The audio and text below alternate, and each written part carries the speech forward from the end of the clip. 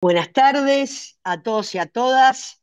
Tengo el enorme honor de dar inicio a este primer ciclo de Mujeres Administrativistas que hoy inauguramos en homenaje a una jurista excepcional, María Graciela Reirís. Este ciclo nace con una doble vocación.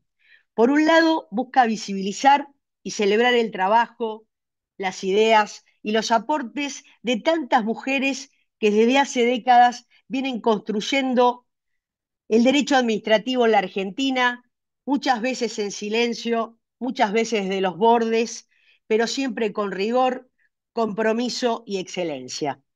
Y por otro lado, quiere ser también un espacio de encuentro, de reflexión y proyección colectiva para que nuevas voces encuentren resonancia y continuidad. No es casual que hayamos elegido rendir homenaje a María Graciela Reiris en esta primera edición. Quiero agradecer a la doctora Tenreiro por tener la idea y traerla al Comité Ejecutivo de la ADA. Su figura nos convoca desde múltiples dimensiones, la de la académica rigurosa, la de la docente generosa, la de la colega comprometida, la de la mujer íntegra. En un campo históricamente masculinizado como el derecho administrativo, sabemos bien que el lugar que hoy ocupamos las mujeres no nos fue dado, fue conquistado. Cada una de nosotras ha debido y muchas veces aún debe romper techos de cristal con esfuerzo, dedicación y una constancia que no siempre se reconoce, pero que es ineludible para abrir paso. Graciela fue una de esas mujeres que no solo abrió puertas, sino que las mantuvo abiertas para las que veníamos atrás. La recordamos hoy no solo con afecto, sino con admiración y gratitud, y también con un compromiso, el de continuar y ampliar la agenda que ella ayudó a construir, el de hacer del derecho administrativo no solo una disciplina técnica, sino una herramienta para transformar realidades. Y sobre todo el compromiso de mirar hacia adelante, porque este ciclo no solo mira al pasado con memoria y con respeto, sino que pretende proyectar hacia el futuro. Un futuro en el que las nuevas generaciones de administrativistas encuentren un campo más justo, más abierto y más inclusivo. Aquí tenemos a los chicos de Forjad, a las chicas acompañándonos, a su flamante presidenta. Un futuro en el que la equidad no sea una excepción, sino un punto de partida ineludible. Agradezco profundamente a estas queridas profesoras que son parte de este primer ciclo, a los coordinadores y a quienes nos acompañan hoy en esta apertura. Que este espacio crezca y se consolide depende de todas y de todos. Estoy convencida de que la mejor manera de honrar la memoria de Graciela es seguir pensando, debatiendo y construyendo juntos y juntas. Muchísimas gracias. Bueno, ¿qué tal? Buenas tardes, noches a todas y a todos. Quiero aprovechar rápido para agradecer a la ADA en nombre de la presidenta, la doctora Antic, y el doctor Said, eh, que me hayan convocado para colaborar, para una mano. Y bueno, sin mayores dilaciones, procedo a presentar a alguien que me parece que sus antecedentes los conocemos todos, pero voy a aprovechar a la doctora Laura Monti, procuradora fiscal ante la Corte Suprema de Justicia de la Nación, doctora en Derecho, docente y autora de varias publicaciones. Doctora, la escuchamos atentamente. Gracias, Agustín. Bueno, gracias a la Ada, Pamela, Analía, José Luis. Me siento muy honrada de poder participar en este homenaje. Hay pocas, no hay muchas personas respecto de las cuales se diga sinceramente qué honor y qué alegría a la vez, aunque no estén más, hablar de ellas y recordarlas y evocarlas como la profesora Reirís. Personalmente nos conocimos bastante, este, desde que yo era muy joven.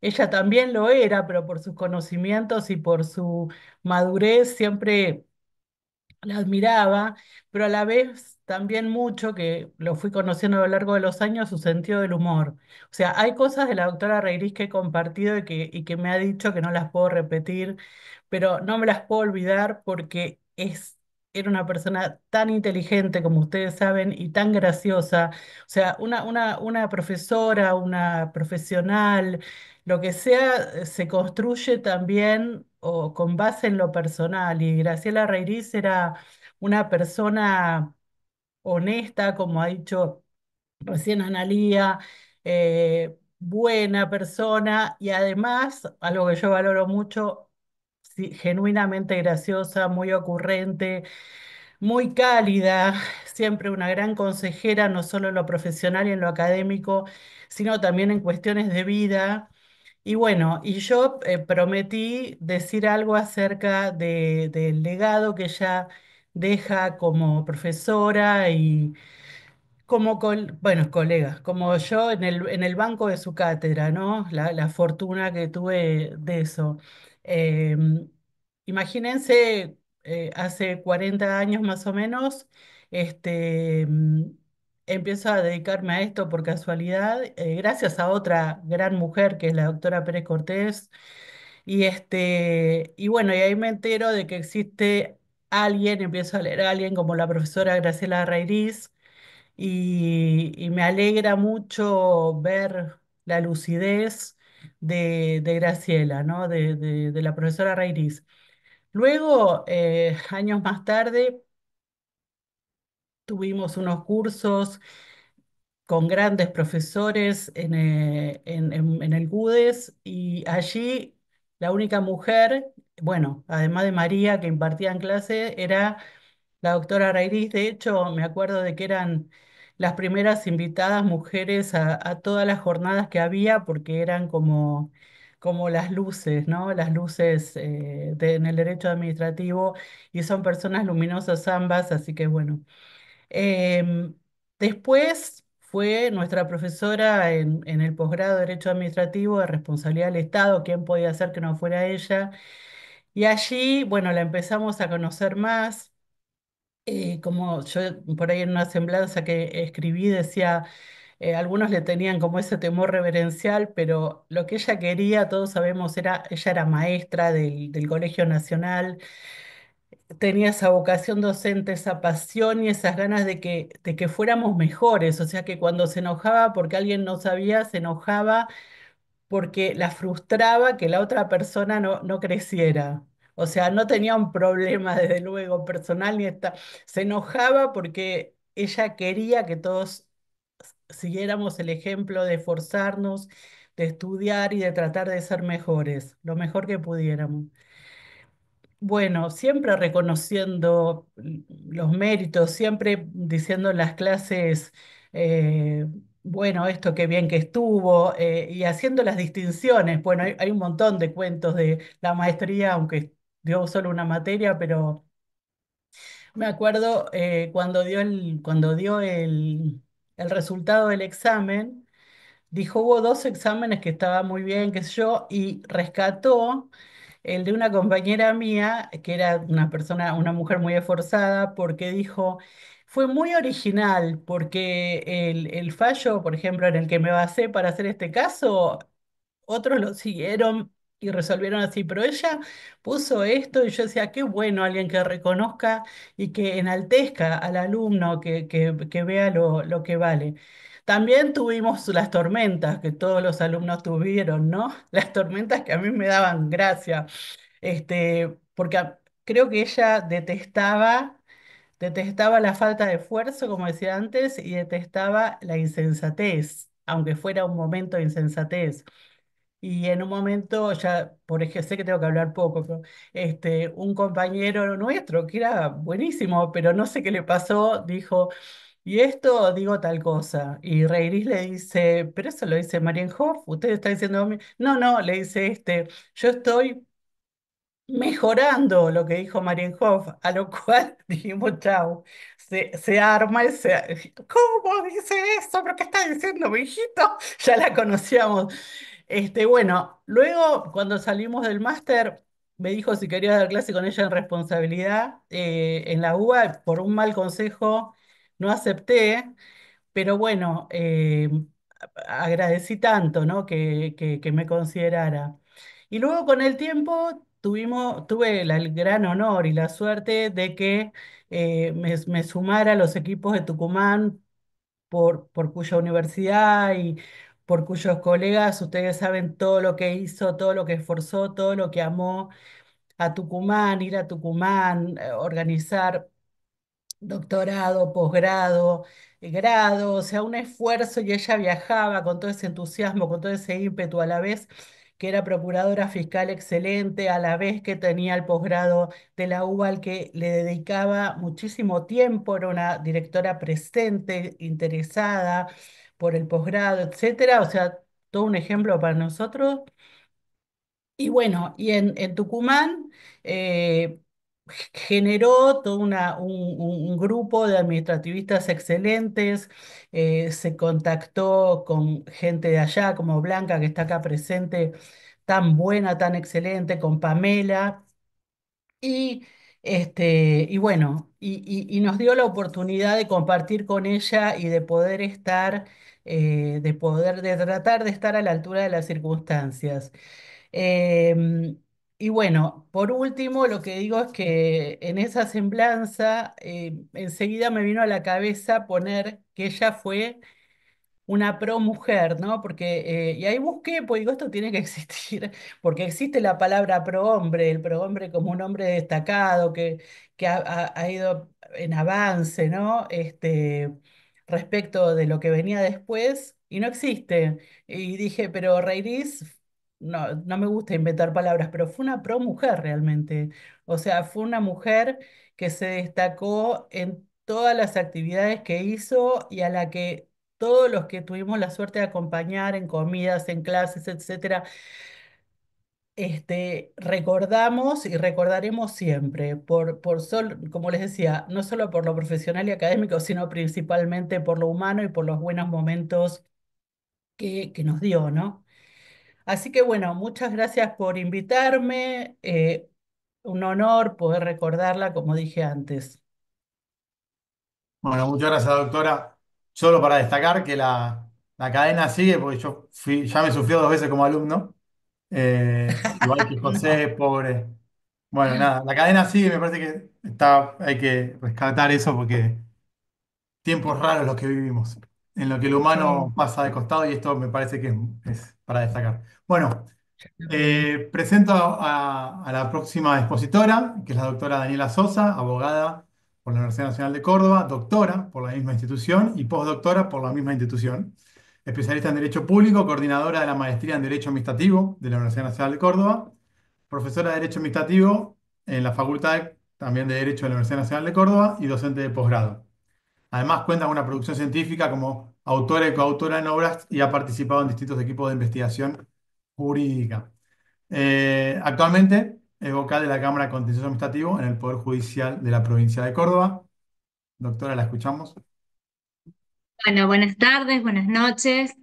La verdad que es un gusto para mí estar hoy aquí compartiendo este momento y este espacio que se inaugura en el ámbito de la ADA, donde participo, la verdad que hace muchos años ya, y la verdad que es un honor poder hoy formar parte de este homenaje a una querida profesora, alguien con trayectoria, con reconocimiento. La verdad que escucharlas a la doctora Antico, a la doctora Monti, con esas palabras, la verdad que uno no deja de, de emocionarse y de pensar de las grandes mujeres que tiene el derecho y que ha tenido el derecho administrativo en particular. Así que la verdad que es un honor hoy para mí estar aquí y sin más, agradecer al comité de la ADA, a las profesoras, a quienes están hoy presentes por compartir este espacio. Me han dicho que son pocos minutos, así que vamos a directamente pasar el tema. Bueno, la verdad que comenzar así, hablar de la responsabilidad del Estado es mucho lo que se puede decir.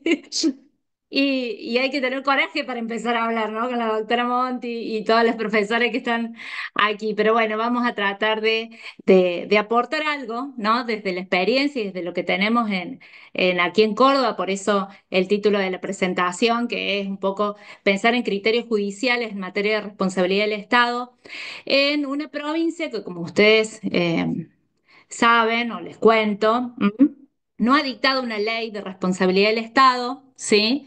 Y por ende tenemos no un vacío legislativo, sino más bien una opción, ¿sí? Una decisión, si se quiere, en cuanto, o por lo menos hasta el momento, en cuanto a esta materia. En Córdoba el tema de la responsabilidad del Estado, ¿sí? Y en particular todo lo que deriva de la obligación de reparar, que tiene, ustedes saben, fundamento constitucional, y que a partir de lo que dice el nuevo texto del Código Civil, con esta norma de exclusión, que es la 1764, 1765, que nosotros sabemos que abre esta posibilidad para la regulación en las jurisdicciones locales, lleva a que, bueno, este análisis lo tengamos que hacer desde nuestro sistema provincial, constitucional y procesal, si se quiere, cómo está dado.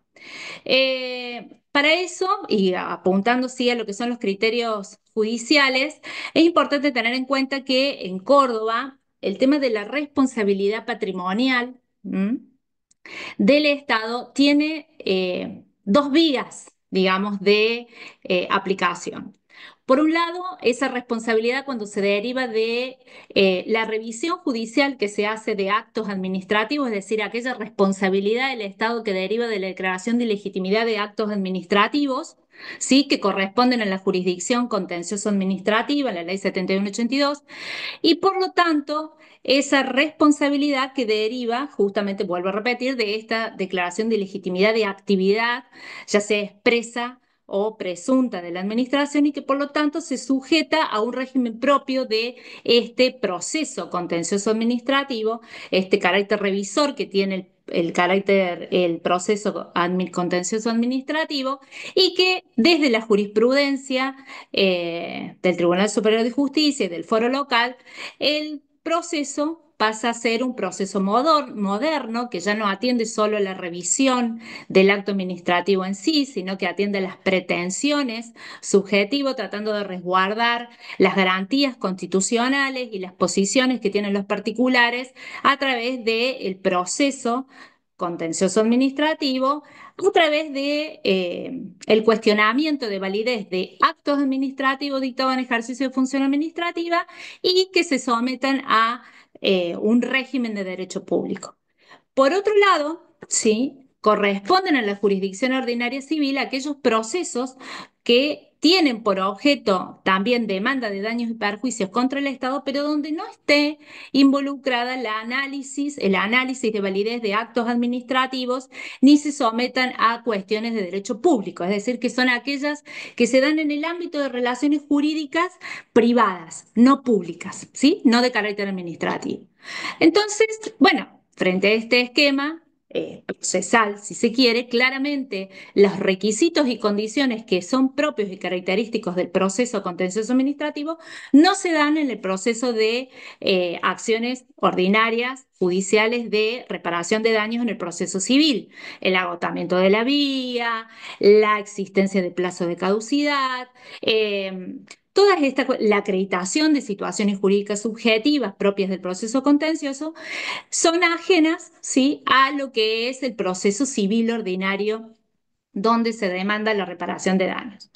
Ahora, en este esquema claramente conviven distintos criterios judiciales, los ordinarios civiles, y tenemos los propios del proceso contencioso administrativo. Ahora bien, esto que a primera vista podría llevar a plantear alguna inconsistencia o algún planteo, si se quiere, de incongruencia o de anomalía en lo que es materia de responsabilidad del Estado, vemos que en verdad, a través de la construcción que se hace del texto normativo, a través de la analogía, que es lo que la vía que se ha habilitado en la aplicación del Código Civil y comercial a partir de estas normas de exclusión que decíamos primero, se ha reconstruido un sistema de reparación resarcitoria respecto de la actividad del Estado, ya sea porque deriva del ejercicio de función administrativa a través de actos administrativos o porque se da otros supuestos donde no se esté en juego estos actos administrativos, o sea, no haya en juego la declaración de ilegitimidad de actos. Entonces, en ese contexto, Eh, Esto es muy importante porque si nosotros pensamos en, por ejemplo, lo que son dentro de los requisitos procesales del contencioso administrativo, el artículo 2, por ejemplo, de la ley, hace referencia a la exclusión del fuero de aquellos asuntos que queden sometidos exclusivamente a cuestiones de derecho privado o de derecho laboral. Por esa vía, por ejemplo, en un caso que es una causa morra de la Sala Contencioso Administrativa del Tribunal Superior, en el caso, una persona había transitado un proceso contencioso administrativo donde se obtuvo la declaración de ilegitimidad de un acto administrativo que dispuso la baja de horas cátedras de una docente, ¿sí? Del cual se había declarado nulo ese acto. Plantea una demanda de daños y perjuicios en el proceso, en la jurisdicción contencioso administrativa. Y la Cámara decide que ese asunto, por estar sometido a una cuestión de derecho privado, no corresponde a la jurisdicción.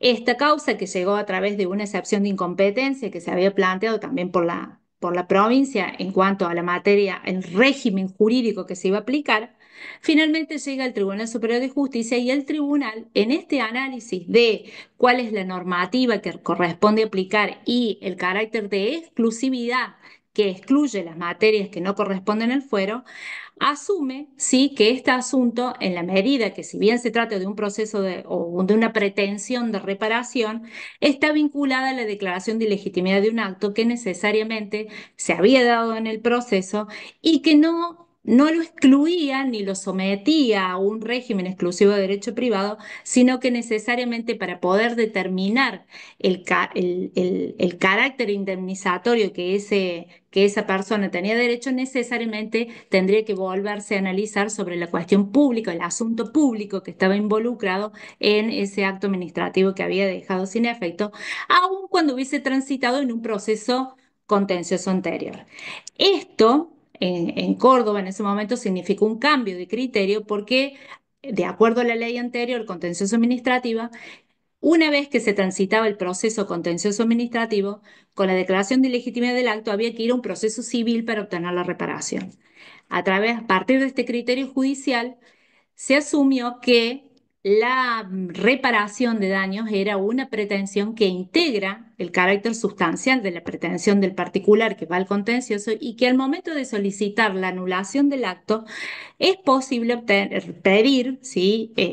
Si está dentro de los procesos propios de derecho subjetivo, que acá en Córdoba lo tenemos diferenciado a los procesos, eh, obtener una reparación pecuniaria de los daños y perjuicios. Entonces, de esta manera se entendió que aún cuando se trataba de un proceso contencioso posterior, como estaba vinculado y la causa eficiente de esos daños estaba dada por la ilegitimidad del acto, correspondía a la misma jurisdicción y por lo tanto no se trataba de un proceso o de una acción autónoma de reparación de daños que correspondía a la tramitación en la jurisdicción civil.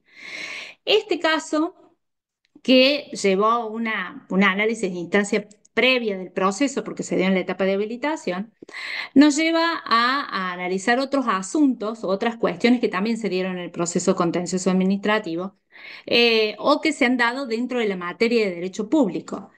A partir de este criterio que es de la aplicación constructiva del régimen normativo de los principios de la técnica de la analogía, perdón, se han aplicado y la jurisprudencia ha reconocido en materia,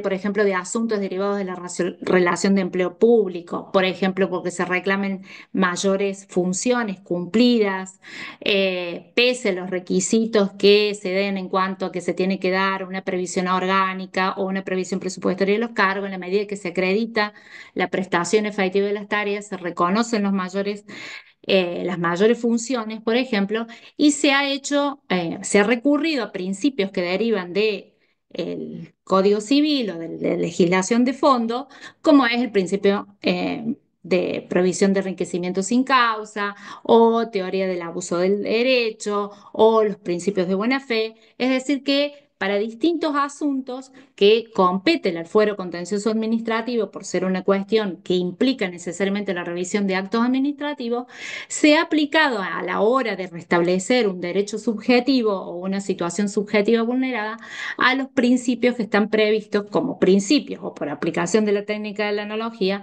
a los principios que están contenidos en la legislación del Código Civil. En esta reconstrucción Doctora, normativa disculpe, de... Sí, discúlpeme, debo ser acá el tirano. sí, Eh, ¿cuánto falta? ¿Ya ya estamos? terminó el tiempo. Es más, Ah, le mandé un bien, bien, mensajito en bien, no te privado, veía no sé si lo ningún vio. aviso. Estaba esperando el preaviso. Ok, Bueno, ok. Mandé por em, privado ahí. perdón, no te vi. No, no, tranquilo, lo Bueno, mandé de chat acá. simplemente para cerrar, este criterio que es propio del contencioso administrativo nos lleva a pensar que pese a que no hay una regulación normativa hasta el momento y pese a la exclusión que deriva del Código Civil, en la jurisprudencia local se ha recurrido a la construcción normativa de un sistema aplicando el principio de la analogía y conviven ambos sistemas, ambos estableciendo la responsabilidad del Estado en cada una de sus jurisdicciones. Gracias y disculpa, no te vi el mensaje. Todo lo Ahora contrario. lo abro el chat, ahí Perdón, lo veo. es como mi único deber acá, ser como el policía malo. No, está perfecto, está perfecto. Muchas gracias, disculpen. Al contrario, muchas gracias, doctora. Paso a presentar a la doctora Pamela Tenreiro, que en parte le agradezco también porque veo que es la que movió un poco esto. La doctora es defensora pública coadyuvante en los tribunales federales de Tucumán, doctora en Derecho, premio Vélez Sarsfield, tesis sobresaliente de la Academia Nacional de Derecho de Córdoba, postdoctorado, docente e investigadora. Bueno, Doctora. muchas gracias.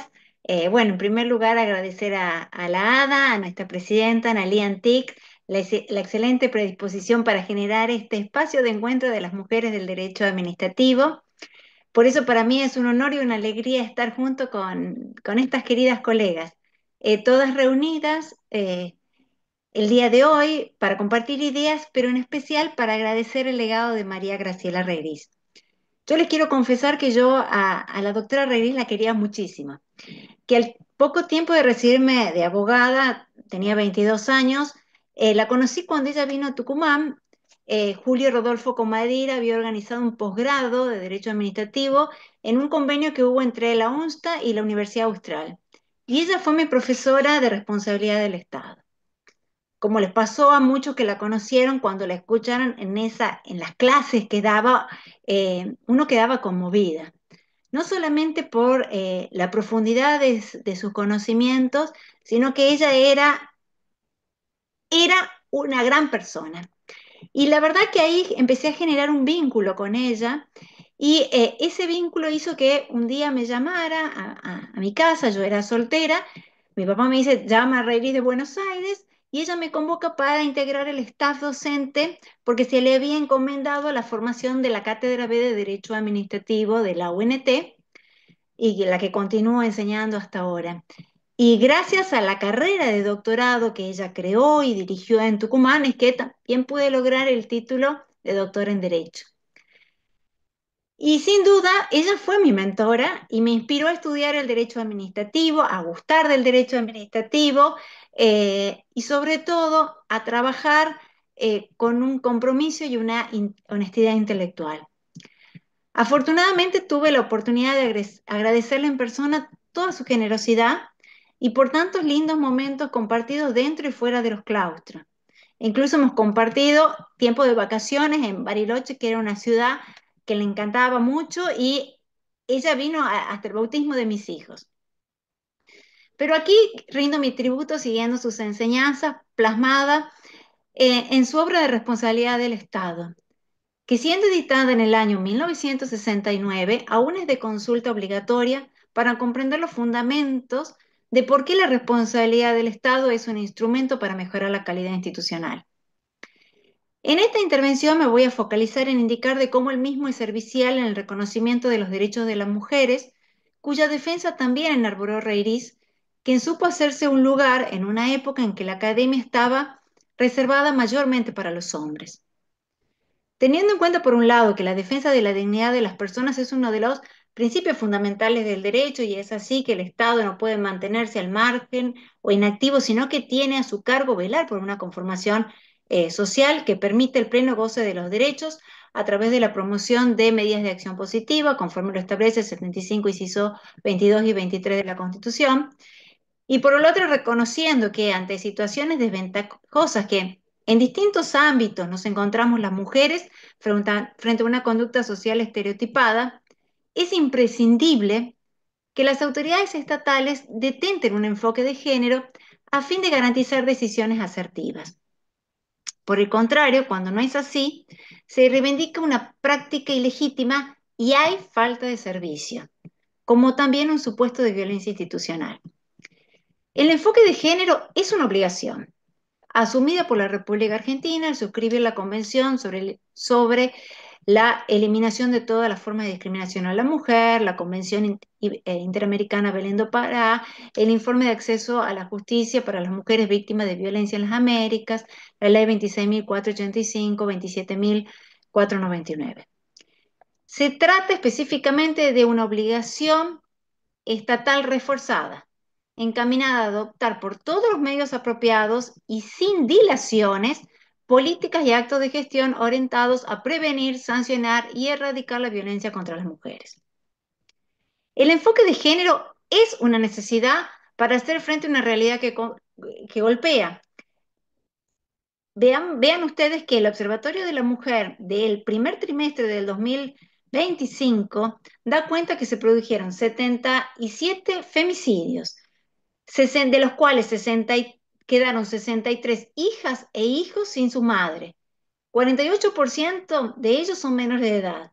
El 59% de los agresores eran parejas o exparejas. Y el 65% de las víctimas fueron asesinadas en su hogar.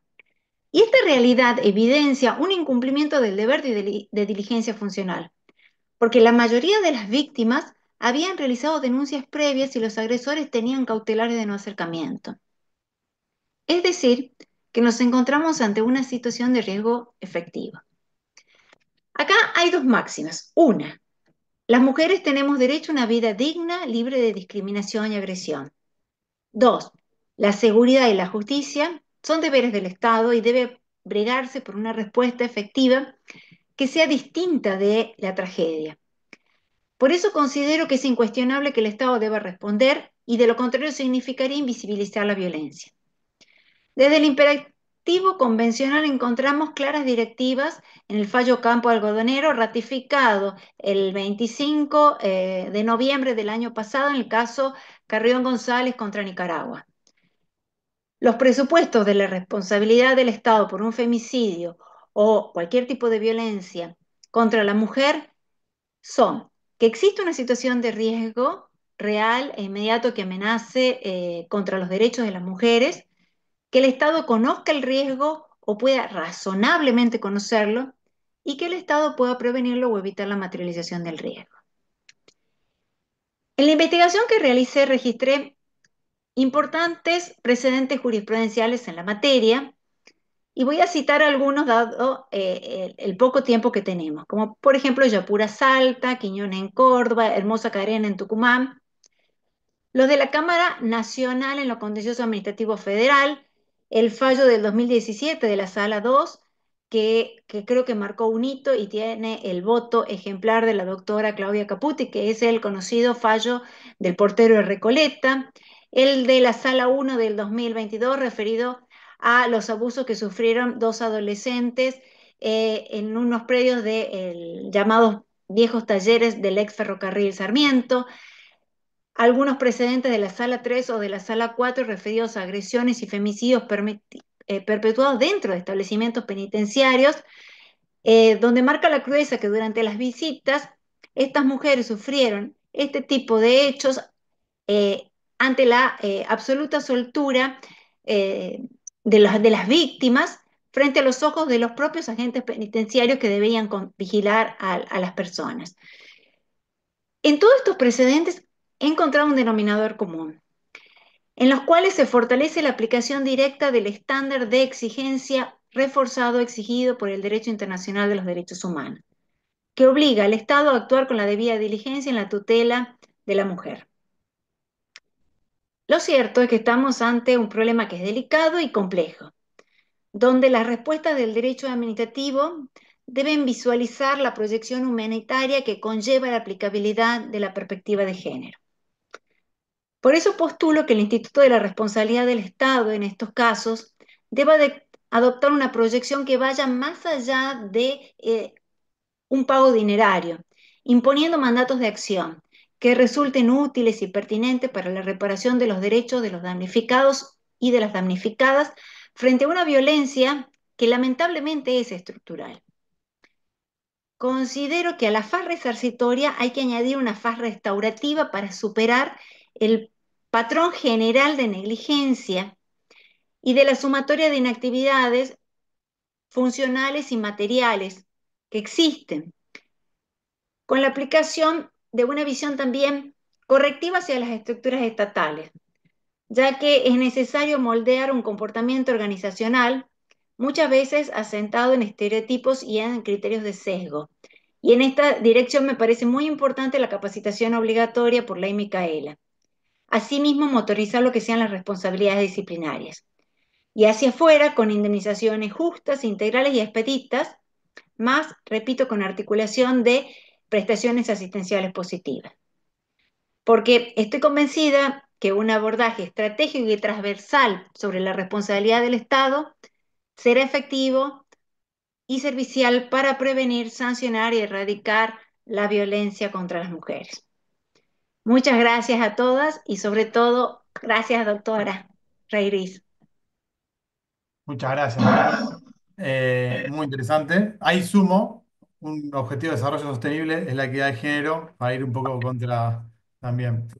Bueno, nos queda por último, pero no por eso por menos, como dicen los anglosajones, la doctora Miriam Ibanega, doctora en Derecho, magíster, directora en la maestría de Derecho Administrativo de la Universidad Austral, docente, autora de varias publicaciones sobre la especialidad. Doctora, la escuchamos atentamente. Muchas gracias. Muchísimas gracias. Me sumo, por supuesto, a las palabras de la doctora Antica. Agradezco a la ADA por la invitación, las ideas de Analía y de Pamela. Y voy a sumar una pequeña anécdota a lo que dijo Laura Monti sobre las clases de Reiris en la maestría en Derecho Administrativo de la Universidad Austral. La doctora tenía la costumbre de venir con unas tarjetitas en el cual tenía los temas e iba marcando, pero además ella pedía, y Laura te acordarás, el listado de los alumnos porque tomaba lección apenas se sentaba sobre el material que había que estudiar para ese día. Y tenía la costumbre de seguir el orden alfabético. Y el primero era Albersen. Jorge Albersen.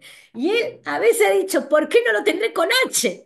Pero entonces siempre, porque siempre seguía, solía empezar con el primero y después por ahí saltear algún otro.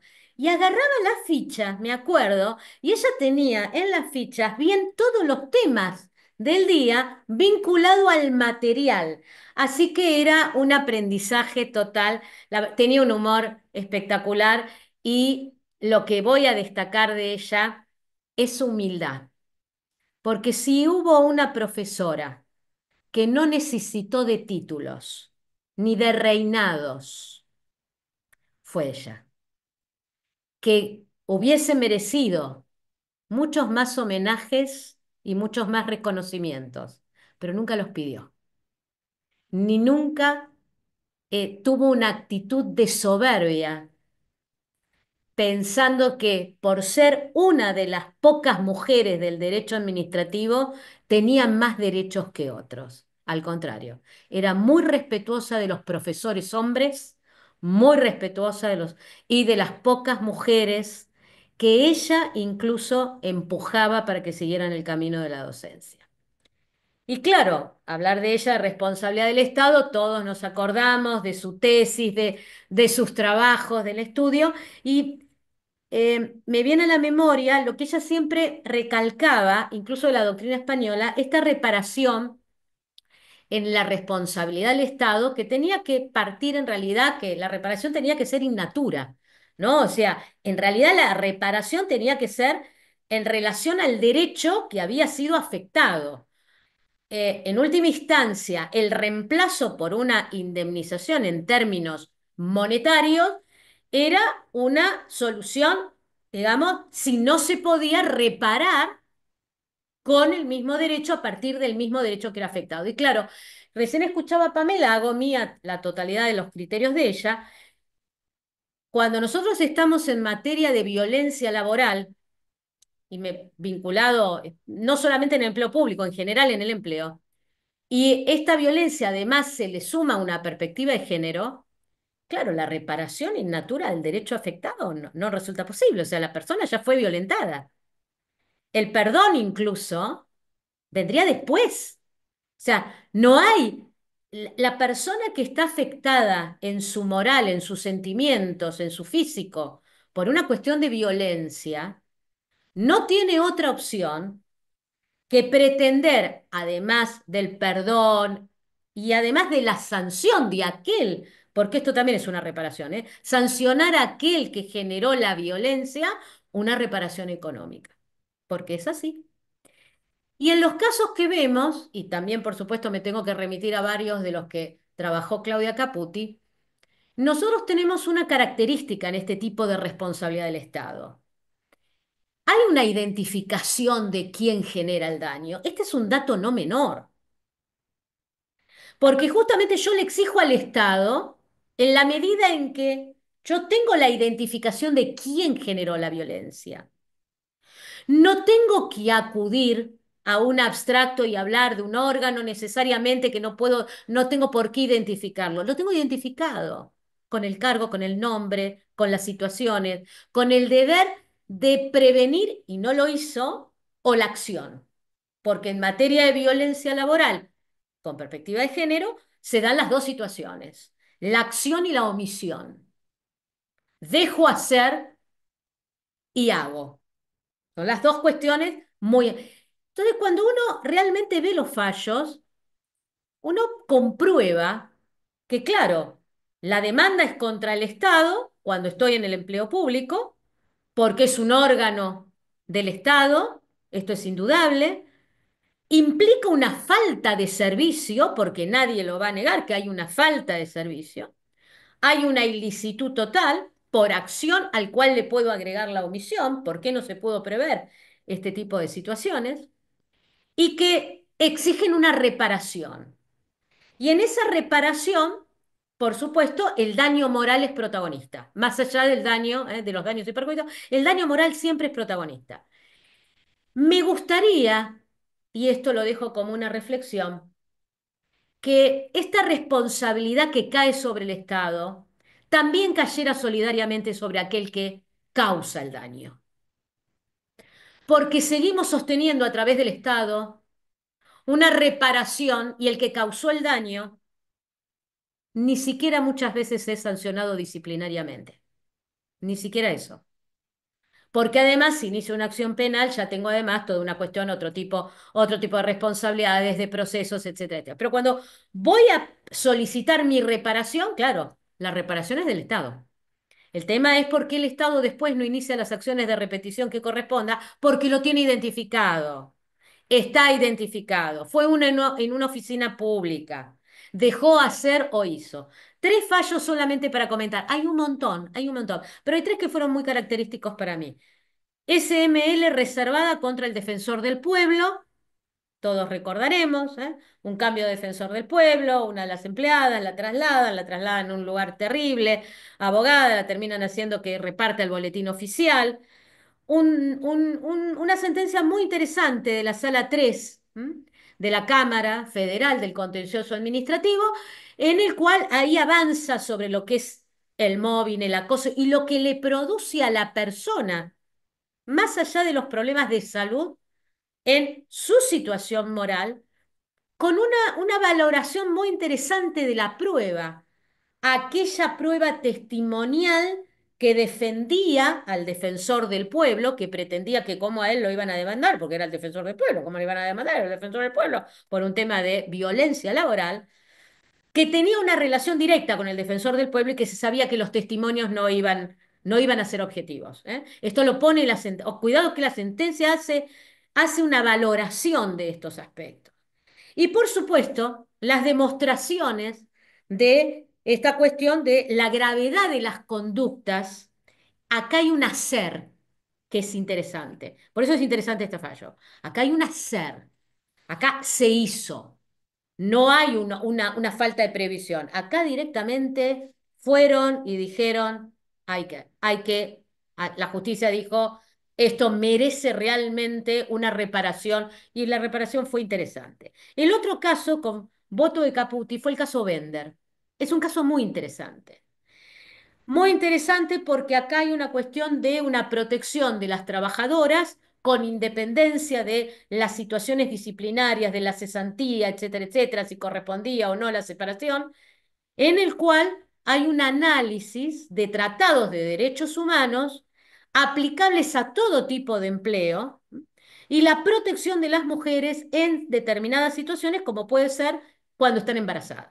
Es muy interesante, es una sentencia bastante extensa y de repente uno no tiene este perfil y dice, no, no, no, no, cuidado, acá hay una situación particular. Esta situación de la vulnerabilidad en determinadas etapas, como puede ser el embarazo, ha sido muy constante en las sentencias de la Cámara Federal tomar en cuenta este dato justamente para responsabilizar al Estado frente al desplazamiento, no renovaciones de contratos, no otorgamientos de licencias, por ejemplo. Hay un caso contra la Sindicatura General de la Nación, en el cual la mujer solicitaba licencia por maternidad, nunca le habían dado ninguna licencia y tenía un contrato de hacía años. Nunca se había enfermado, no le habían dado licencia por matrimonio, se lo habían descontado del contrato, licencia, todo.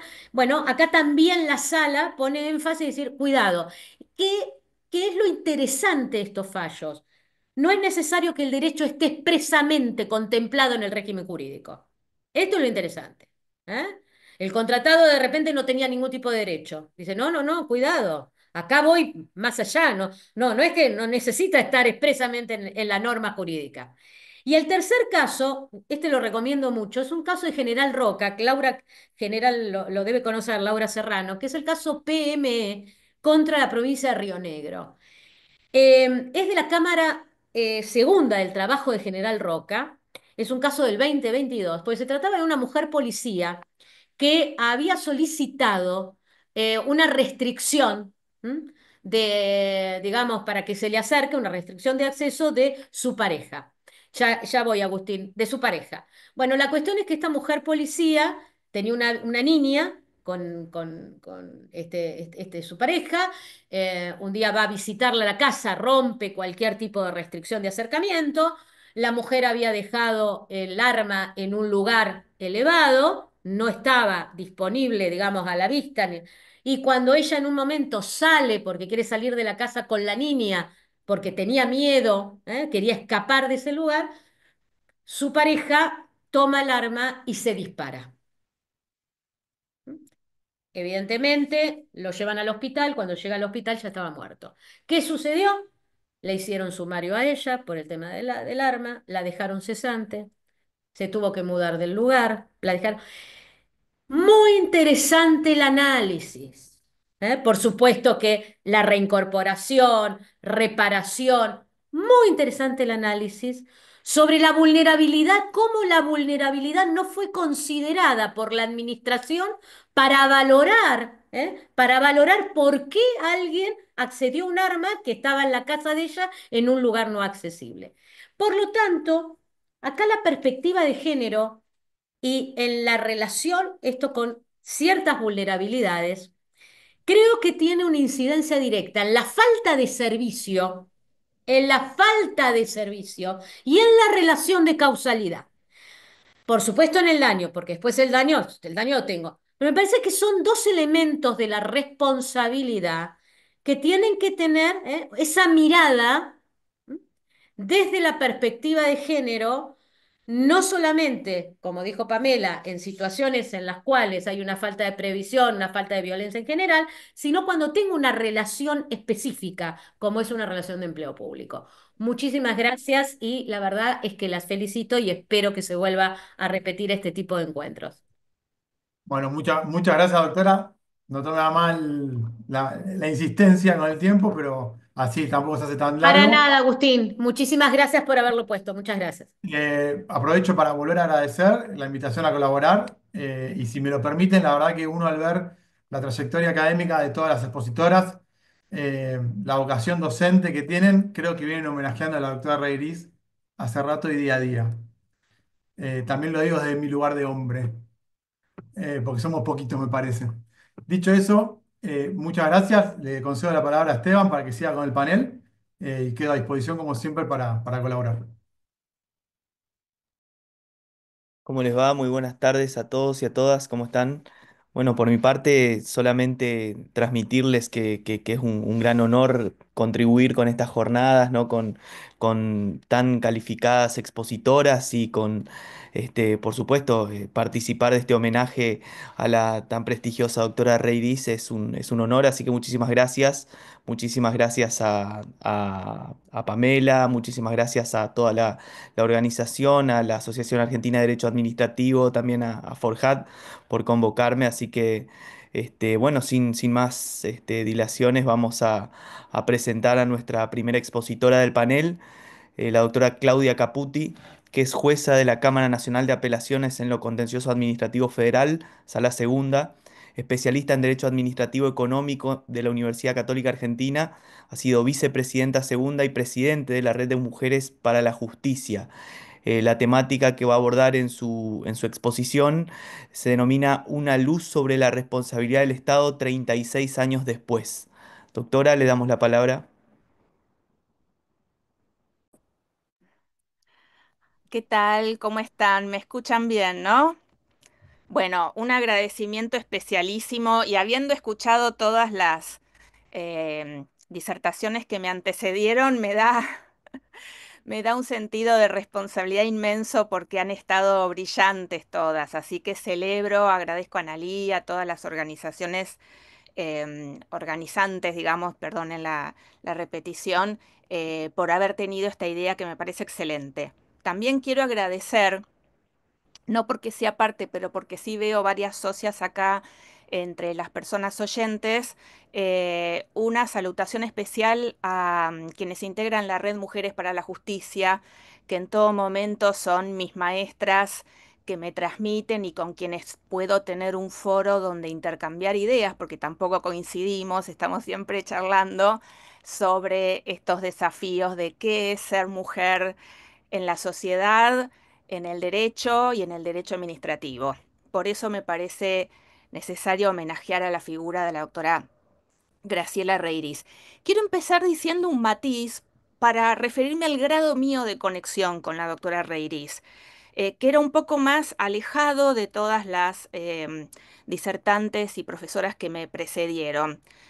En mi vida profesional, en la fase académica, la verdad que coincidí, sí, en eventos, jornadas, seminarios, pero solamente intercambié saludos breves. Realmente nunca tuve con la doctora una conversación sustancial, ni profunda, ni extensa.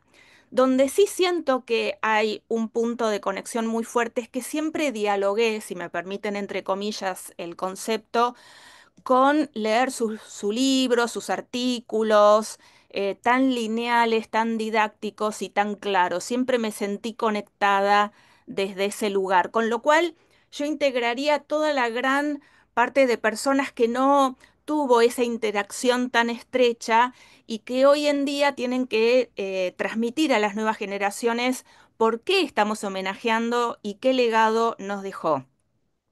La última vez que la vi feliz, bien, fue cuando yo juré porque era la madrina profesional, mentora de un colega mío, el doctor Rogelio Vincenti, que estaba jurando junto conmigo. Así que ese es el ángulo de ingreso epistemológico y humano con el cual la veo, no como amiga o compañera de trabajo habitual. Y sí, la última vez que la vi fue en su velorio. Sentí cuando me enteré una especial conmoción y pena. Sabíamos que estaba ya grande, pero bueno, siempre está la ilusión de conservarla. Y inmediatamente me dirigí a donde dijeron que estaba el velorio. Encontré a la familia que yo pensaba encontrar, que sabía que eran los sobrinos, aunque ellos no tenían por qué conocerme. Gracias a Dios sigo siendo un ratón de biblioteca y no soy famosa. Y la familia me preguntaba por qué un día caluroso, molesto, medio lluvioso yo fui. ¿Qué me motivó a ir? Si yo integré algún espacio docente con ella, algún ámbito que nos una, y les dije que no. Y dije que había, sin embargo, mucho que nos unía porque les dije que era una deuda de gratitud y honor porque les dije soy administrativista, ya eso sería un punto de conexión, y he forjado gran parte de mi tarea cultivando el estudio de la responsabilidad del Estado, tanto estudiándola como siendo materia de estudio. Me siento inmensamente honrada de que citen fallos donde yo creé el voto preopinante. Así que se quedaron viendo diciendo, bueno, si sabe, si había la responsabilidad del Estado, ya no era poco, qué menos como punto de conexión. Ahí sentí que con esa frase mágica me comprendieron más y pasaba a ser parte de la gente ejemplar y familiar que estaba de duelo por su pérdida. Fíjense que dije 36 años y acá viene la aclaración, que no la puse en el título. Está contado el tiempo desde que ella hace el dictamen en la causa Motor 11, que pasó a la historia, en donde explica cuál es el alcance en materia de responsabilidad del acto de actuar lícito de las administraciones. Pero 20 años antes, casi 2 décadas antes, ella saca el libro Responsabilidad del Estado en 1969 por la editorial Eudeva, que lamento que esté agotado. Deberíamos, además de hacer este homenaje, propiciar, gestionar con Eudeva una edición que compile los otros trabajos editoriales de ella y compilaciones de sus disertaciones y que haga que los constele con el texto de este libro, que como dijeron bien acá en el panel y suscribo totalmente, por lo menos la parte de principios, la base general, sigue teniendo una vigencia y nos interpela y es un instrumento epistemológicamente útil. Yo he pensado qué era 15 años antes de Badel, que inaugura la versión democrática de la responsabilidad del Estado con la Corte de Cinco de Alfonsín. ¿Qué era 15 años antes escribir sobre este tema? Era un poco fantasmagórico, era un poco tibio. Solamente quienes nos ultra especializamos en responsabilidad, revisamos todos los fallos o datos o situaciones o chispitas que salían en la temática en la década del 60, en la década del 70, 50. La verdad, no había mucha tela para cortar después de los fallos de la década del 30. Estaba como congelado, frisada la temática.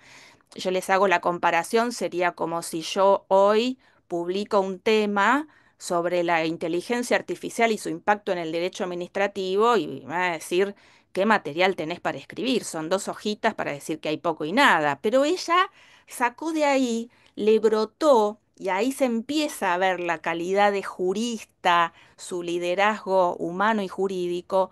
Una cosa que acá les quiero compartir, una anécdota con el también fallecido profesor Agustín Gordillo, ese gran jurista de nuestra especialidad que nos dejó hace 1 año y 3 meses, en donde cuando yo acudo a él para hacer la tesina de la especialización en la UCA, yo le digo, mire doctor, mi idea es ir por la responsabilidad. Y ahí me doy cuenta, que yo ya lo sabía, pero yo lo quería convencer, que él tenía una visión un tanto negativa o pesimista. Él siempre decía que los juicios duraban demasiado, que nadie cobraba, que había una problemática y que quedaba trabada. Él no quería conducirme por un camino de escribir una tesis. Entonces, finalmente, para no pelearme con él, que yo era muy joven, hago sobre ética pública y también fue un tema que trabajé mucho y sigo y que me motivó también, al igual y amo, al igual que la responsabilidad del Estado. Pero recuerdo cuando hablábamos de Bueyes Perdidas con el gran Agustín Gordillo, él me dice, qué bárbaro, cómo hizo la doctora Reirís, porque su libro fue un bestseller, fue un éxito, fue una luz, fue una cosa que iluminó, y él me decía, mi tesis doctoral no se publicó porque, bueno, él no lo motorizó, era pocos años anterior, y no la leyó nadie. Inmediatamente para que él no se preocupara, yo fui corriendo a la biblioteca de la corte. Hay una caja con un incunable que es muy difícil de tocar porque es papel manteca. La leí toda y en homenaje a él se la comenté para que viera que la leí. Pero en esa pregunta reside el kit de la doctora homenajeada, porque él decía, qué bárbaro, pero no lo decía como significando que era una obra que no lo mereciera, sino todo lo contrario, como diciendo, a ver, qué gran mujer, qué jurista, logró algo que yo, que soy el tratadista, la persona destacada, no logré, como chapó, lo decía en un buen sentido, no con una envidia negativa, sino como destacándolas. Y de hecho escuché acá que ella era muy respetuosa con toda la otra constelación y eso es algo notorio y que debemos sentirnos interpeladas y tomarlo como ejemplo. Lo que sí yo decreto es que si yo tuviera un alumno que rinde responsabilidad del Estado, podría aprobarlo con mala nota si no leyó el libro. Tendría una capita y diminutio notoria, pero no lo puedo aprobar y así lo decreto. Si yo le pregunto Motor 11 del 89 y no me sabe relatar y explicar qué impacto tuvo, cómo lo conecta con la ley 26944 de responsabilidad. Está bien, la ley de bases lo matizó el alcance en algunos supuestos de acto por oportunidad, mérito y conveniencia, pero lo dejamos en un arcón, no tengo tiempo.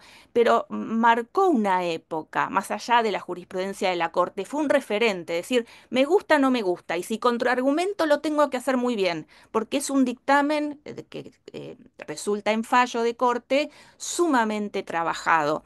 Entonces acá me detengo de nuevo en la pregunta que me dejó picando, ¿por qué fue tan valiosa Graciela Reirís? Y voy a decir es en presente. Por el método, por la altura y prolijidad de sus razonamientos, por lo impecable de su silogismo, por ser metódica y detallista, por ser muy lógica, por hacer toda la secuencia, por ser seria, sensata en grado superlativo y honesta, fruto de la dedicación y honestidad. Ella no defendía nada más que un sentido superior de justicia, porque en última instancia todas las opiniones y criterios hacia un lado u otro pasan, pero es ese análisis puro, altruista, superior, desinteresado, honesto, no pasará jamás y es eterno como es la doctora Reiris para nosotros y eso le mantiene la vigencia y va a seguir siendo un faro para futuras generaciones.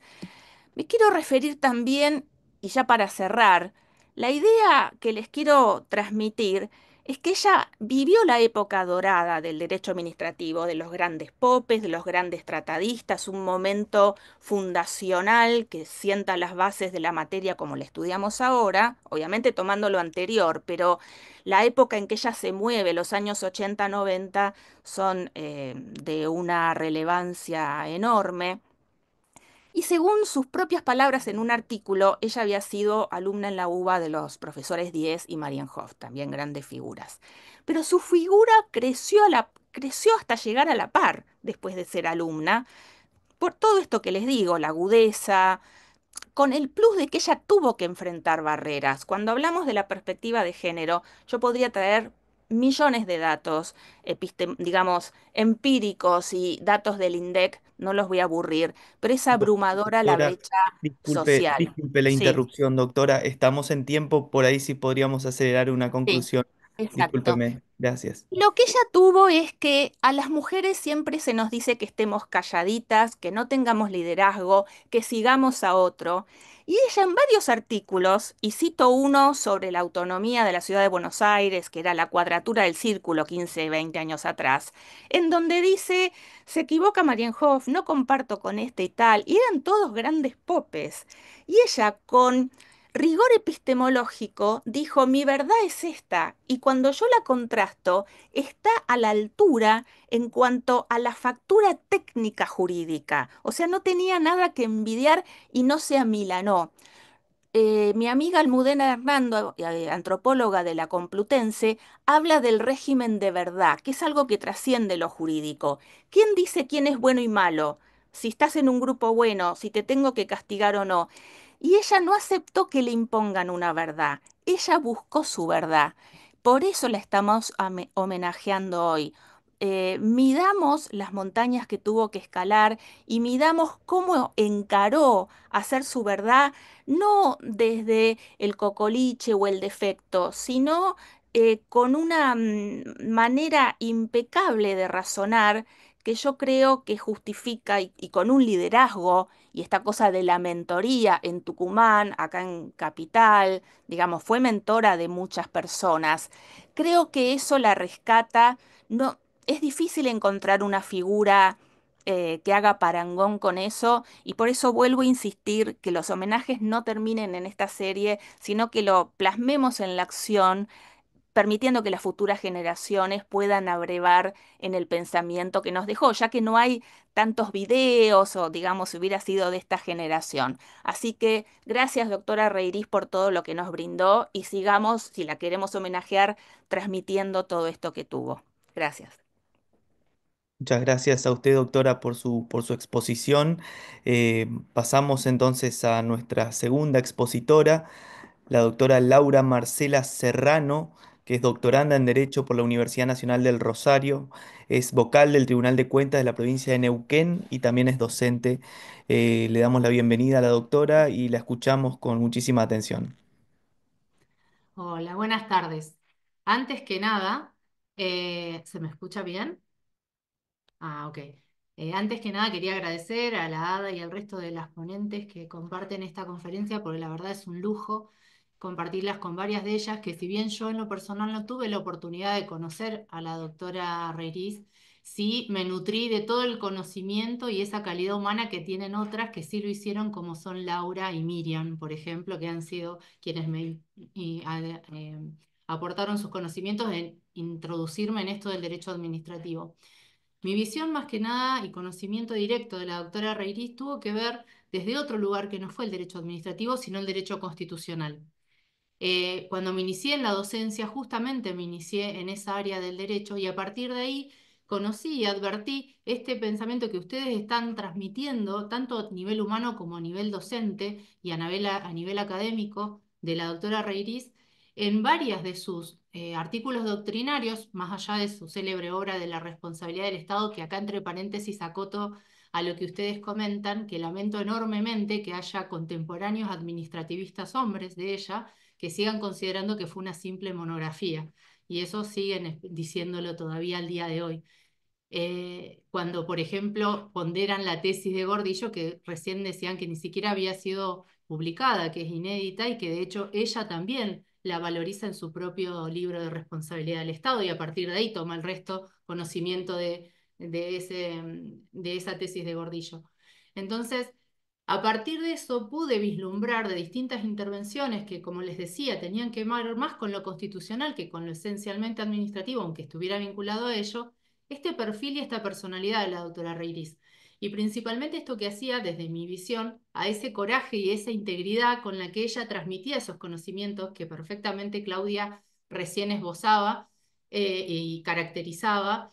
Y en ese contexto, por ejemplo, nosotros podemos ver, y por eso yo me enfilaba más para la cuestión federal y de participación ciudadana, cuando, por ejemplo, al analizar la cuestión vinculada a la emergencia, en un artículo que era sobre las emergencias provinciales en la jurisprudencia de la Corte del año 2003, fue de las pocas que en esa época se animaba a decir que aunque tuviéramos un concepto desde el caso Peralta sobre la emergencia, teníamos que ponderar una cuestión que lo relativizaba, que era que la mayor parte de las emergencias eran producto, por ejemplo, y así lo decía literal, de la mala praxis de los gobernantes, no de catástrofes naturales o externas, y eso nos implicaba y nos exigía abordarlos desde un lugar distinto, como por ejemplo también cuando fue de las primeras, siguiendo a Marinhoff, en sostener y defender a rajatabla esta cuestión de que, por ejemplo, en la materia propia de la responsabilidad del Estado, hacía al derecho local el órgano competente para el dictado de la normativa. Fíjense, año 2000 y la responsabilidad del Estado en el 69, pregonando porque era parte del derecho administrativo y no vulneraba el 75 inciso 2 y por ende no debía irse a una normativa dictada por el gobierno nacional. O cuando, por ejemplo, en ese análisis que luego lo reforzaba al hablar mucho de la competencia de la jurisdicción federal o de la Corte en materia ambiental, por ejemplo, en la causa Flores Automotores S.A., que es del año 2001, en su dictamen ella manifestaba que si las sanciones administrativas impuestas por la autoridad local debían apelarse no ante la justicia federal, sino ante los juzgados provinciales del lugar, y que ello estaba consonante con el artículo 45 de la ley 24.240, que interpretarlo distinto era avasallar el 121 de la Constitución, que hacía ese deslinde de competencias. Y por eso yo hago hincapié en esto del federalismo, en esa noción de la distribución de competencias y el respeto a las competencias o a las prerrogativas que justamente estaban reservadas constitucionalmente a las provincias. E incluso ahondó, y ahí Agustín Gordillo también la destacaba, en esta idea de la situación institucional después de la reforma del 94, cuando en un artículo que hablaba sobre la autonomía para la regulación y el control de los servicios públicos en el año 2003, eh, acuñó esta idea de las autoridades administrativas independientes como una categorización nueva, disímil a la trilogía de los poderes que ya estaban vigentes y que tenían competencias y funciones específicas.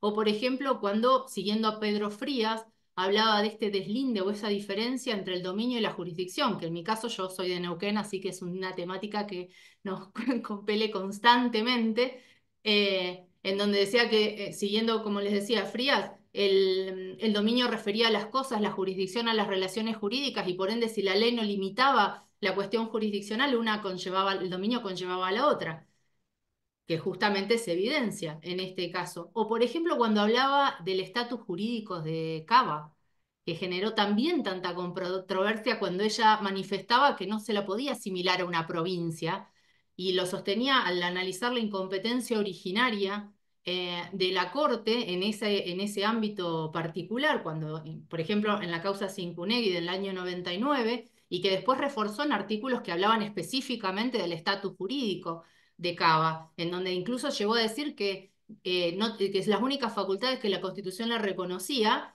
que generó bastante polémica, era crear regiones y firmar tratados internacionales, solamente para aún más marcar esta diferencia.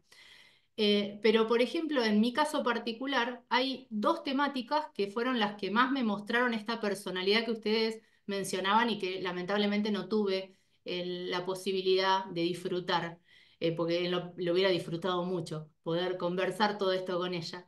Y una fue que me quedó una frase que había leído en un texto de ella que hablaba sobre la participación ciudadana en la gestión administrativa y en control, que lo leí en virtud de la función pública que yo desempeño hace 10 años, ahí en el Tribunal de Cuentas, que tenía que ver con esta idea de la participación ciudadana, con esta noción de que había una necesidad, ella literalmente decía, romper el monopolio interpretativo de lo que es el interés público y abrir el procedimiento decisorio a la opinión ciudadana. E incluso en oportunidad de dictaminar algunas cuestiones vinculadas al análisis de la legitimación para ver si existía caso, controversia o causa que habilite justamente la intervención del Poder Judicial, llegó a decir en una causa que es Mosquera contra el Estado Nacional, que falló en el año 2003, que la protección, por ejemplo, de los contribuyentes o de los ciudadanos, dada su base potencialmente amplia, es precisamente el tipo de influencia que en una democracia debe ser utilizada ante las ramas del gobierno destinadas a ser sensibles frente a la actitud de la población, modalidad de naturaleza política a la que es ajeno el Poder Judicial. Y ahí le empezó a poner freno a esta actitud a veces avasallante del Poder Judicial, de empezar a hacer declaraciones generales o abstractas y poner esos límites institucionales fundados en esa necesidad de participación ciudadana. Pero lo que a mí en realidad fue el detonante de conocerla fue el fallo Rivademar. Yo les dije, mi orientación inicial fue constitucional. Cuando accedo al fallo Rivademar, y que fue el gran fallo del año 89, que sentó las bases de la autonomía municipal previo a la reforma del año 94, advierto que no solo no había fallo, que directamente la Corte en pleno y de manera unánime, que eran los jueces Caballero, Belucio, Fait, Petraki y Baqué, adhirieron íntegramente a el dictamen de la procuradora, la doctora Reiriz, sino que además en ese dictamen se veía justamente toda esta caracterización que hacía la doctora Caputi recién, esa vocación también mencionada antes como docente que tenía, porque es el mejor resumen de la evolución de la Corte en la materia, en el régimen municipal, porque hizo el raconto de toda la jurisprudencia de la Corte hasta ese momento y no se quedó ahí, hizo hasta un análisis de derecho comparado del derecho público local para sostener que en ese momento ya era totalmente incompatible con la realidad sostener una idea de autarquía. Y desde ahí, además, entender, siguiendo esto que yo les traía antes con respecto de afianzar el deslinde de competencias que había en este régimen federal que nosotros teníamos, que no había un carácter único y uniforme en la cuestión municipal a nivel nacional que pudiera permitirle a la Corte seguir marcando el diseño institucional.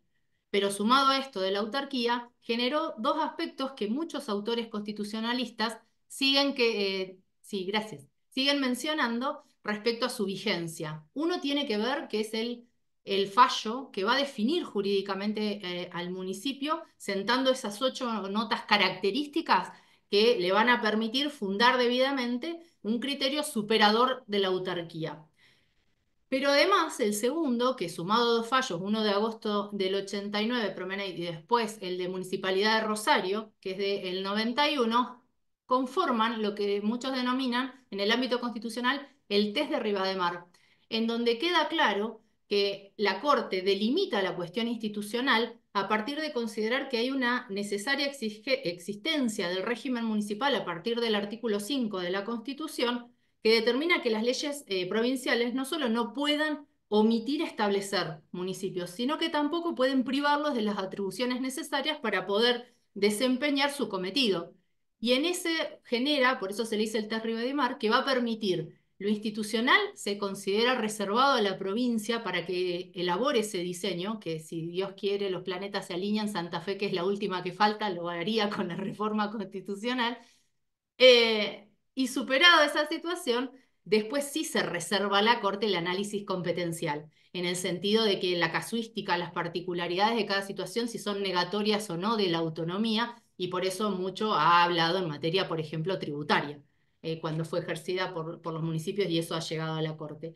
Así que un poco la idea era mostrar desde otro ámbito, que también obviamente está conexo con el ámbito administrativo, y particularmente cómo también se podía advertir sin conocer personalmente todas esas caracterizaciones de coraje, de integridad y demás que ustedes también denotaron que tuvieron la posibilidad de conocerlas personalmente y cómo para que vean que desde este lugar, desde no tan al sur como la compañera que va a hablar ahora, pero bastante al sur también, igual tuvimos el privilegio de conocer la pluma de la doctora Reiris. Muchas gracias. Muchísimas gracias a usted, doctora. Vamos a pasar a nuestra última expositora del panel, la doctora Romina Pereira, que es prosecretaria del Superior Tribunal de Justicia de la provincia de Tierra del Fuego. Es magíster en Derecho Administrativo por la Universidad Austral. Es magíster también en Políticas Públicas con diploma de honor por promedio distinguido de la Universidad Austral también. Y es miembro del Foro Iberoamericano de Derecho Administrativo. El tema sobre el que va a tratar su exposición es la responsabilidad del Estado en los barrios informales, herramientas para una mirada integral. Doctora, tiene la palabra, la escuchamos con muchísima atención. Ya me inhibieron todos los que hablaron anteriormente, expositoras de lujo, así que nada, bueno, buenas noches y quisiera comenzar expresando mi agradecimiento a la Asociación Argentina de Derecho Administrativo, a mi queridísima Ada, en la persona de Analía Antic, como así también a la doctora Pamela Tenreiro, por la generosa invitación a ser parte de este homenaje a la doctora Reiris, compartiendo este ciclo de mujeres con destacadas profesoras, muchas de ellas queridas amigas, en quienes la doctora Reiris dejó una huella imborrable. Para mí evocar su nombre es volver a aquellos años en Tucumán, como lo recordaba Laura y Pamela, alrededor del año 2000. Ay, pasó ya, ¿cuánto? 20 y pico de años, no quiero recordar, a mi añorada Facultad de Derecho, cuando tuve el honor de ser alumna del doctorado de Derecho Público y Economía de Gobierno que ella lideraba, con una energía y una visión encomiable. En ese contexto, una anécdota pequeña ilustra su incansable dedicación, que iba más allá de los horarios habituales. Recuerdo claramente un domingo a las 9 de la mañana, sonaba el teléfono fijo que yo tenía en mi mesita de luz, tenía un teléfono fijo también, y del otro lado la voz de ella, que no era un llamado informal, claramente, era algo pendiente, una sugerencia que había quedado del día anterior para mejorar una idea. Con esto solamente quiero recordar y, que el descanso era secundario para ella cuando se trataba de la excelencia académica. Hoy mirando hacia atrás, esa anécdota se revela como un símbolo de su inquebrantable compromiso. Y es precisamente en esta línea de pensamiento la que ella cultivó con tanta pasión y rigor, la que me trae hoy a compartir con ustedes algunas reflexiones sobre un tema que estoy segura resonaría profundamente con su compromiso por un derecho administrativo que responda a las necesidades sociales y garantice la protección de los derechos de todos los ciudadanos. La marginación y la invisibilidad en la agenda pública de los barrios informales destacan la importancia de definir cuál es el aporte que debería hacer el derecho administrativo para su integración y cuál es el alcance de la intervención estatal para facilitarla. El Registro Nacional de Barrios Populares, el RENAVAP, da cuenta conforme el último registro oficial que existen 6.467 barrios informales distribuidos por toda Argentina. En mi provincia, la isla de Tierra del Fuego, se encuentran registrados 49. Es muy interesante, les invito a ver esta página del RENAVAP para recorrerla y buscar información, ya que surgen datos muy relevantes de las problemáticas que afectan a estos barrios y cuáles son las áreas más sensibles a los fines de la intervención del Estado. Las grandes demandas tornan imperioso establecer herramientas que permitan aprovechar al máximo las intervenciones y los recursos económicos. Por lo tanto, lo sustancial en esta exposición es establecer cuáles son los lineamientos generales que debe tener en cuenta el Estado a la hora de intervenir los barrios informales, a los fines de lograr un diseño eficiente y concreto, coordinado en una política pública de integración, pero de cara a la buena administración. Para cumplir con el objetivo señalado se debe prestar especial atención a conceptos como igualdad, transparencia, vulnerabilidad, derecho a la ciudad, hábitat, integración. Ahora bien, como mencioné, la intervención del Estado se encuentra condicionada por la concepción de la buena administración, hoy plasmada ya en nuestra ley de base. Pero no es cualquier Estado, tampoco es una administración cualquiera, es la buena administración la que se vincula con la ciudadanía.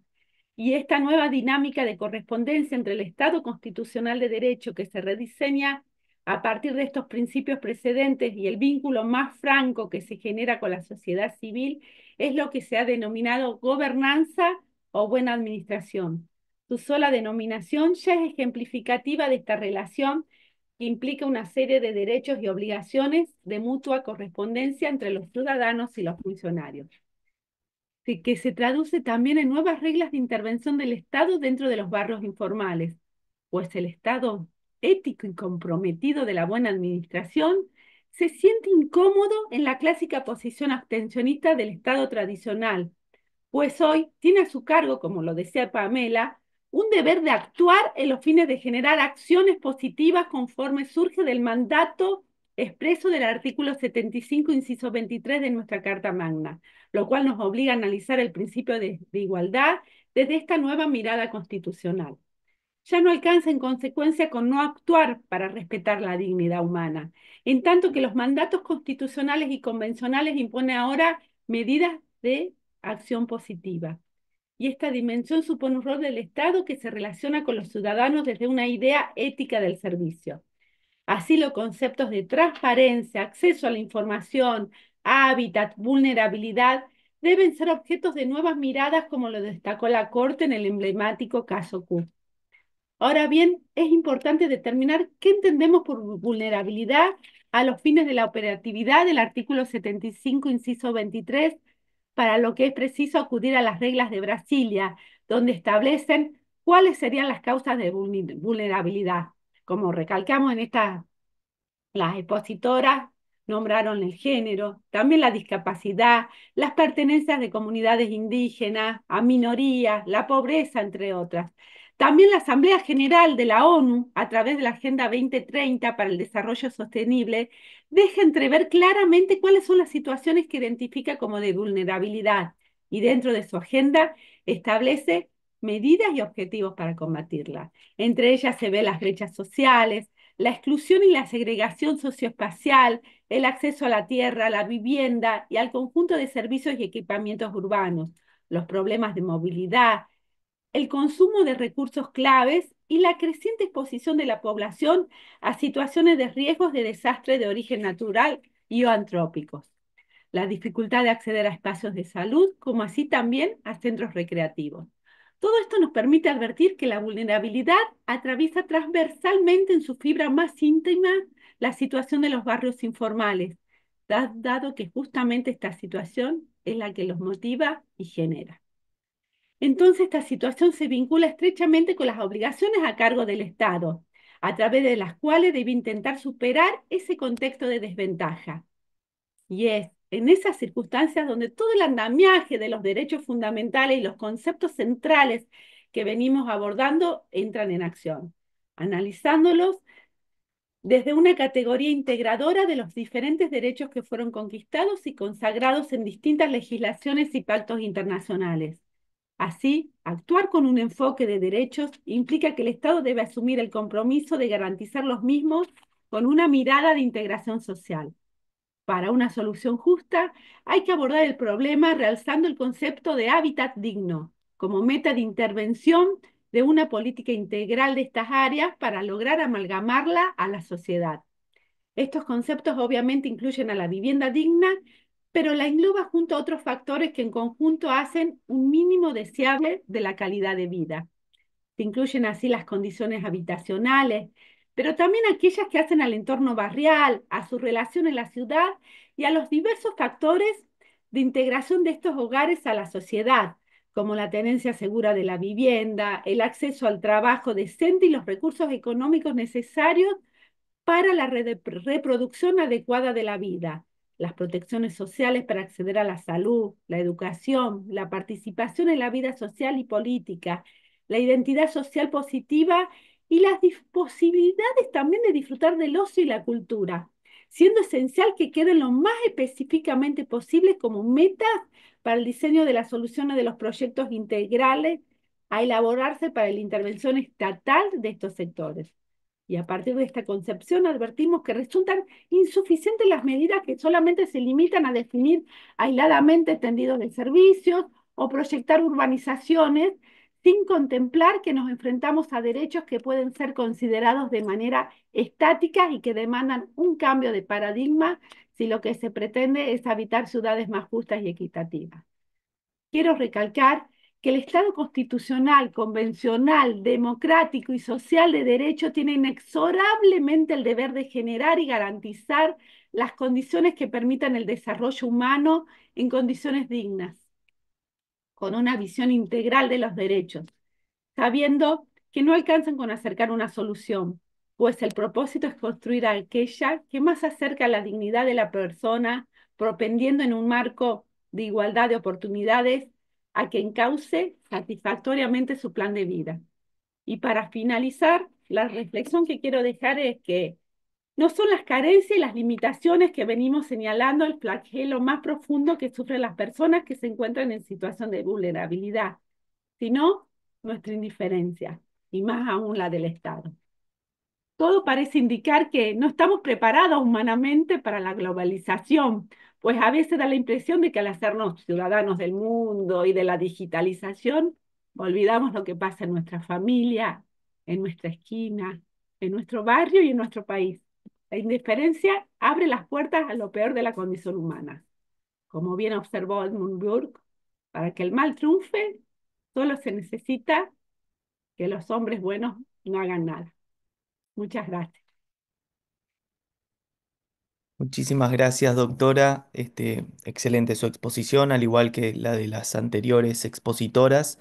Bueno, por mi parte fue un lujo estar acá y escuchar tan sentidas palabras respecto a la doctora Reiris y también exposiciones muy destacadas. Así que los dejo con la doctora Blanca Herrera Villavicencio, que va a dar las palabras finales y el cierre.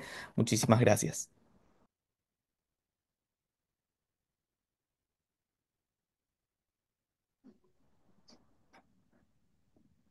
Mi charla no va a ser jurídica, va a ser de hablar de la doctora Reiris, que es quien ha motivado todas estas jornadas sobre su estudio, sobre sus cosas. No va a ser muy largo, no se atreve. Con gran alegría he recibido esta invitación. Y cuando buscaba en mi cabeza qué tema iba a dar, después digo, no, voy a hablar de la dueña del día, que es la doctora Reiris. Que habrá mucha gente joven, no sé, pero posiblemente no hayan tenido el beneficio que he tenido yo de conocerla y de trabajar con ella, porque cuando ella se fue de Tucumán, me dejó en la carrera a mí, era especialización en ese momento. Así que he tenido una vinculación con ella estrecha sin haber sido antes amiga ni conocerla. Por supuesto que después que lo conocí, ya he quedado encantada porque era una mujer excelente, por donde se la mire. Entonces digo, no, vamos a hacer esto de hablar de ella, porque ella es la dueña del día. Las partes jurídicas ya están las chicas jóvenes diciendo. Ahora vamos a hablar de quién era Graciela. Para participar en este debido y justo homenaje a la profesora Graciela Freire, dadas sus altas cualidades personales, intelectuales y económicas, académicas, perdón, y docentes, es necesario decir algunas cosas. Si yo tuviera que hablar con todos los antecedentes de Graciela, no podría jamás, porque son libros así, muy grandes.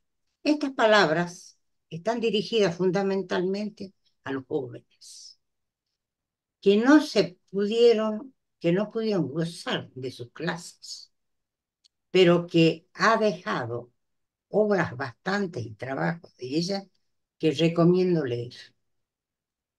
Sus méritos son sumamente destacables, en todo sentido. Se destacó como procuradora de la Nación, como fiscal decana de la Procuración. En general, entre otros muchos cargos de inferior jerarquía, pero no menos importante, que son de sobrada solvencia en su desempeño. En el plano docente fue profesora titular consulta de la Facultad de Derecho en materia administrativa y de la Universidad de Buenos Aires también. En la Universidad de Tucumán aún fue profesora y directora de la carrera de posgrado. Ella me llevó a mí cuando se vino a Buenos Aires a que asuma el cargo que ella tenía en la especialización en Derecho. Así que tuve un contacto bastante intenso con ella.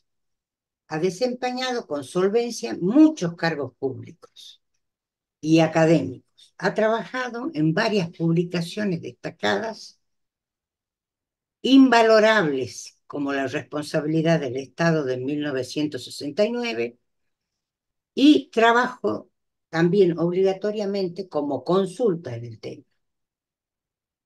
Tuve la suerte de que en Tucumán me llevara a trabajar con ella en la carrera de especialización. Aprendí muchísimo, sin perjuicio de la libertad que me daba como docente para dar sus clases y mis clases y transmitir mis puntos de vista. Graciela era una docente inteligente, estudiosa y comprensiva tanto de los docentes como los de los alumnos. Tenía un trato personal respetuoso y amable. Con amplia generosidad solía transmitir sus conocimientos y experiencias. En suma, fue una gran persona desde el punto de vista humano, cuyo trato era amable y delicado. Puedo decir que en la facultad ha sido una novedad porque vino de Buenos Aires y nos impuso el modo de trabajar, nos enseñó a trabajar y nos cuidaba a todos. Inclusive tenía la delicadeza de que cuando hacía correcciones a profesores, alumnos, lo hacía con una delicadeza y con un cuidado de no ofender en el modo de decir, que yo vivía impresionada por esta señora. Cuando se fue muy triste para nosotros. Habíamos perdido, casi les diría, como una especie de madre, porque ella nos ha enseñado cómo estudiar, cómo corregir, cómo hacer las cosas. Yo no la conocía cuando ella me buscó. Me buscó, no sé por qué vía, se venía ya a Buenos Aires, pero me empezó a enseñar. Yo después no quería que se vaya, porque era fundamental una persona que formaba así. Ahora ustedes ven, su libro Responsabilidad del Estado, se han dictado algunas cosas, pero son insuperables actualmente. No hay modo de cambiarlos. Han sido tan completos y tan acabadamente analizados que realmente es una pieza de museo directamente. Yo creo que hasta ahora no debe haber nadie que vea responsabilidad del Estado sin que antes no haya leído nuevamente este trabajo. Y el que no lo lee tiene que leerlo, porque es una base fundamental. Bueno, este es el sentido de mi homenaje hacia ella. La extraño como la extraño. Cuando trabajábamos juntos en la tarea en la carrera de especialización, ahí es donde yo empecé a estudiar y aprender realmente, bajo la mano de ella. Por eso mi agradecimiento hacia ella es inmenso, es inmenso. Y realmente ha sido una profesora para los alumnos y para los profesores, que no éramos nuevos, jóvenes, que eso no sabíamos manejar. De modo tal que no los voy a agotar más. Este es mi homenaje a Graciela. Un genio y una mujer con educación, con buenas maneras, es decir, de todo, vista humano, su trato era amable, delicado, nunca era torpe para hacer una corrección. Por eso no tengo palabra para volverla a poner en miras de ustedes, los que no la han conocido. Muchísimas gracias.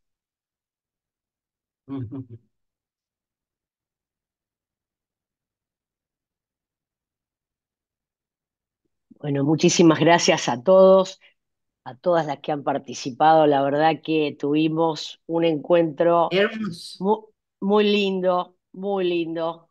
No Todos, solo todos, muy bien. por recordar a la doctora Reirís, sino también disfrutar de cada una de las exposiciones de ustedes. Les agradezco a todos los que participaron en este evento. Sin duda que vamos a seguir con esto. Hay que seguir en este camino, abriendo puertas, como cada una de ustedes está haciendo. y los invitamos a visitar la página de la ADA, a ver todo el cronograma de actividades que tenemos hasta fin de año. Recordarles que las jornadas nacionales van a ser en la UBA este año, así que esperamos verlos ahí. Y muchísimas gracias. Tengan ustedes una excelente Gracias. jornada.